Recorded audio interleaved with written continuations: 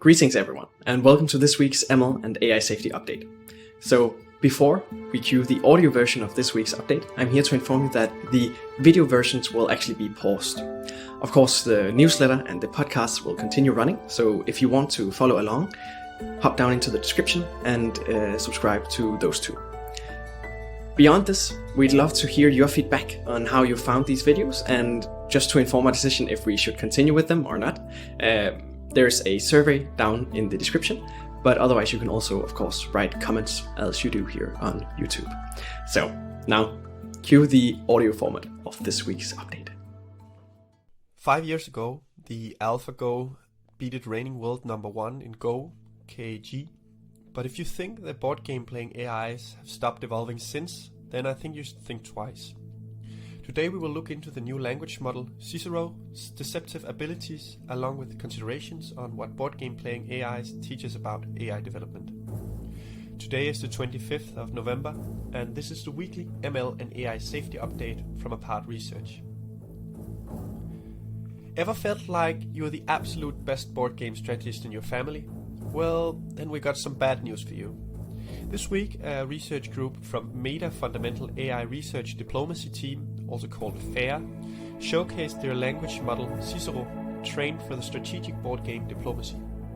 Diplomacy is probably one of the most heavy strategic board games available, and what it makes it genuine is its emphasis on one-on-one private dialogue between all players before all play their turn simultaneously. Players act as empires in Europe, and their goal is to control as many strategic supply centers by moving units into them. However, to efficiently play the game, players need to interact and cooperate while simultaneously mistrusting each other. And this is exactly what makes CICERO both groundbreaking and scary. Across 40 games of an anonymous online diplomacy league, CICERO scored double the average score of human players and ranked in the top 10% of participants who have played more than one game. So stay aware when your brother uses his phone on the next board game night. You might be playing against a deceiving AI disguised as a Roman philosopher, and then you're definitely not in for the treat. We also want to dive a little bit into three-dimensional chess-playing algorithms and why they not necessarily might be power-seeking. Because even though CICERO seems to be showcasing the forefront of what started as chess-playing algorithms outperforming Kasparov, then two professors from Harvard's Theory of Computational and Machine Learning Foundations group do not necessarily believe that a board game big brother like CICERO might be representative of AIs taking over the world. According to them, the continuous breakthroughs of AI is not necessarily driving us towards a unitary omnipotent AI system that acts autonomously to pursue long-term goals. While AIs might be extremely well suited for solving problems when giving an outcome to optimize, it might not be that well suited for defining a strategy itself, or at least not much better than human agents supported by short-term AI tools. This is because AI's superior information processing skills do not necessarily extrapolate that well to long-term goals in a real-world environment with a lot of uncertainty, and thus will not be far from humans' ability to strategize in such a chaotic environment. According to this worldview, AI systems with long-term goals that need to be aligned might not be the main focus of AI safety. Rather, we should emphasize more on building just as powerful AI systems that can be restricted to short time horizons. Formalizing the presumption of independence. In a paper by Paul Cristiano, Eric Newman, and Mark Xu, new light is shed upon how we can use heuristic arguments to supplement AI safety work. The paper itself is mainly concerned with how heuristic arguments act as mathematical supplements to formal deductive proofs, but because they simply presume independence, these arguments work better with novel data inputs than old-school mathematical formal proofs. In their final appendix of the paper, the three researchers extrapolate these findings to the context of alignment research, claiming that heuristic arguments might propose important supplements to interpretability and formal verification work in AI safety. They focus especially on avoiding catastrophic failures and eliciting latent knowledge. What's important to note here is the use of presumption, or what is probably already given by using the word heuristics. By simplifying the math, one might be able to generalize broader and make models applicable for a wider range, but heuristic arguments can also be overthrown by showing the ignored correlation between parameters. Reasoning based on this heuristic is commonplace, intuitively compelling, and often quite successful, but completely informal and non-rigorous. Monosemanticity in toy models. Also this week, an interpretability paper was published by Adam German, Evan Hubinger, and Nicolas Schiefer on the monosemanticity of individual neurons in neural networks. It is known that some neurons in neural networks represent natural features in the input, and that these monosemantic units are far easier to interpret than their counterpart, polysemantic neurons. So far so good.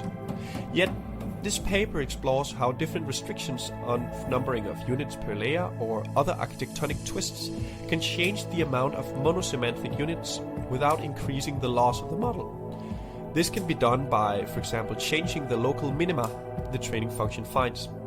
Also, the paper finds that feature-sparse inputs can make models more monosemantic. It finds that more monosemantic loss minima have moderate negative bias, and that this can be used to increase monosemanticity. And finally, that more neurons per layer make models more monosemantic, but that this is of course comes with an increased computational cost. We also have a few minor news we thought we might showcase today. And among these, we want to showcase Liu Gao, who clears out on Less Wrong the wireheading term, which he finds to be causing confusion because of its broad applications.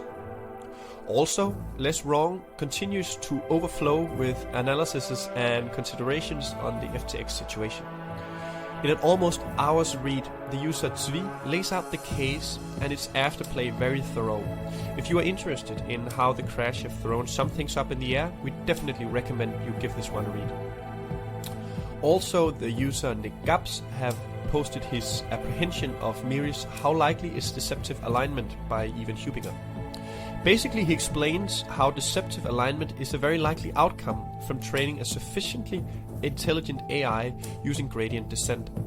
The deceptive outcome is both more simple and require less computational power than genuine alignment. So, yet again, no positive views from Miri. And finally, we just want to mention that our colleagues at Conjecture, who this week published a report on their last 8 months of work, and in a field like AI safety that sometimes, some would even say always, is a little bit messy, it is always nice with a meta look on strategic considerations and timelines.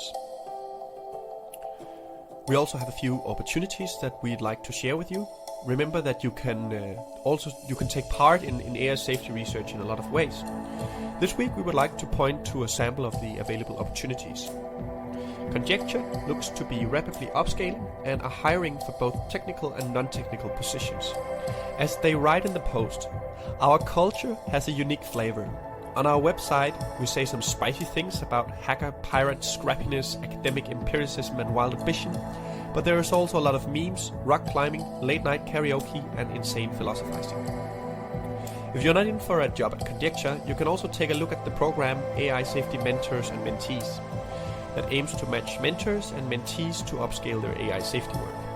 The program is designed to be very flexible and lightweight and expected to be done next to a current occupation.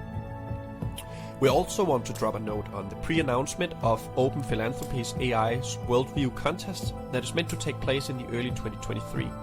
More info can be found on the EA forum, even though the information there is still quite sparse. And finally, Apart received an email that pointed our attention to the newly launched AI Alignment Awards.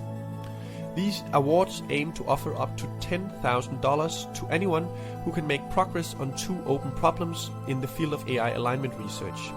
Give their website a visit if you feel like this is something for you. This has been the ML and AI Safety Update. My name is Thomas, and we look very much forward to see you next week.